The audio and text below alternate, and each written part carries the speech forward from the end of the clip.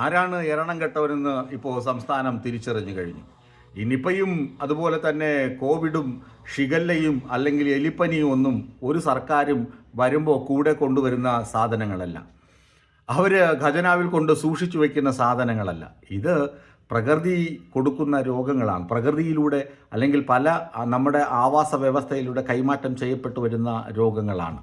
പുതിയ പുതിയ രോഗങ്ങൾ കണ്ടെത്തുന്നു, പുതിയ പുതിയ വൈറസുകൾ കണ്ടെത്തപ്പെടുന്നു. ഇതൊന്നും ഒരു സർക്കാരിൻ്റെയും കുറ്റമല്ല. ഇതിപ്പോഴെങ്കിലും മുരളീധരന് മനസ്സിലായി കാണും എന്ന് നമുക്ക് ന്യായമായും പ്രതീക്ഷിക്കാം. കെ മുരളീധരൻ പ്രസംഗിച്ച് നടന്ന എരണം കെട്ടവൻ എന്ന വാക്ക് ഇപ്പോൾ വലിയ ഹിറ്റായിട്ടുണ്ട്. എരണം കെട്ടവൻ എന്ന വാക്ക് വലിയ ഹിറ്റ് പട്ടികയിലുണ്ട്, വൈറൽ പട്ടികയിലുണ്ട് എന്നതാണ് വസ്തുത. നിപ്പ പടരുന്നു. നിപ്പയിൽ രോഗികളുടെ സമ്പർക്ക പട്ടികയില്ല. നിപ്പ പ്രതിരോധിക്കാനുള്ള ആവശ്യമായ മരുന്നില്ല. Nipah quarantine സംവിധാനങ്ങളില്ല. ഇതൊന്നുമില്ല.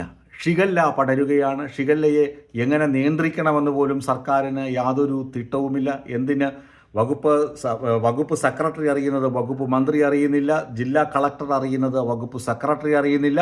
അങ്ങനെ ഒരു താളഭദ്രതയുമില്ല. സർവമാനം തകർന്ന് തരിപ്പണമായ അവസ്ഥയിലാണ് കേരളത്തിൻ്റെ ആരോഗ്യ വകുപ്പ്. ഇത് ശ്രീ മുരളീധരന് വേണം. ഇത് മിസ്റ്റർ മുരളീധരന് വേണം. ഇത് മിസ്റ്റർ കിങ്ങിണിക്കുട്ടന് വേണം. അതൊരു നാടകത്തിൻ്റെ പേരായിരുന്നു. ആ നാടകം എഴുതിയ ആളിനെ രാഖി രാമായണം നാടുകടത്തിയ കെ കരുണാകരൻ്റെ മകനാണ് കെ മുരളീധരൻ എന്ന് പറയണം. എടുത്ത് പറയണം.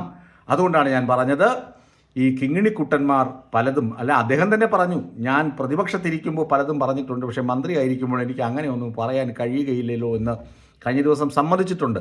അങ്ങനെ കൈകഴുകി പോകാൻ പറ്റുന്ന ഒരു വകുപ്പല്ല ആരോഗ്യ വകുപ്പ്. കേരളത്തിലെ ഏറ്റവും ഉത്തരവാദിത്തപ്പെട്ട ജനങ്ങളുമായി ഏറ്റവും അടുത്ത് പെരുമാറുന്ന വകുപ്പാണ് ആരോഗ്യ വകുപ്പ്. അതുകൊണ്ട് കെ മുരളീധരൻ ഉത്തരവാദിത്തങ്ങളിൽ നിന്ന് ഒളിച്ചോടാതെ, വലിയ വീമ്പിളക്കാതെ കാര്യങ്ങൾ ഗൗരവമായി പഠിച്ച്, അല്ലെങ്കിൽ മുൻ മന്ത്രിമാരെയൊക്കെ പോയി കണ്ട് അവരെങ്ങനെയാണിത് ഡീൽ ചെയ്തിരുന്നത് എന്നൊക്കെ പഠിക്കാനുള്ള ക്ഷമ കാണിക്കണം എന്നാണ് എനിക്ക് ഈ അവസരത്തിൽ പറയാനുള്ളത്.